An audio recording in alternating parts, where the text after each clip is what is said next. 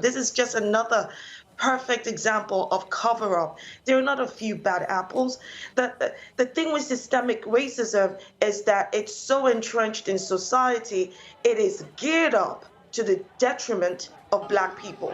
To the dehumanization of Black people, to the criminalization of the Black identity. So anytime you have the George Floyds, the Breonna Taylors, the Ahmaud Arbery, the Amadou Diallos, you will always find that institutions cover up the racist, racially motivated attacks and killings of these Black people. It is systemic racism. It's utter nonsense for them to refer to it as a few bad eggs and that there's no systemic racism. That's rubbish. The Black identity continues to be dehumanized in the various areas, whether it's on the streets, in our workplace, in our schools. And this is the problem.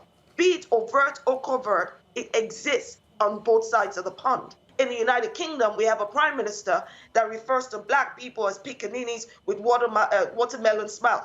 That's a problem. If we excuse such behavior, excuse such language, put the but, then we are saying that it's okay.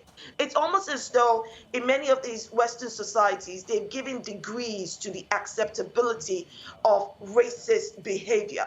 So, oh yeah, that is unfortunate. It's not as racist. That's terrible. They seem to think that racism is about using the N word and holding burning crosses for it to really be racist. And that is not true. Racism has different forms and impacts the lives of Black people, Asians, and ethnic minorities. So the only way it can change is for institutions, for governments, for white folks to take responsibility that, look, one way or the other, we have to help to bring about this change. We have to start speaking out when we see overt and covert racism. We have to use our white privilege and call it out when we see. We need to stop being oblivious. We need to stop making excuses.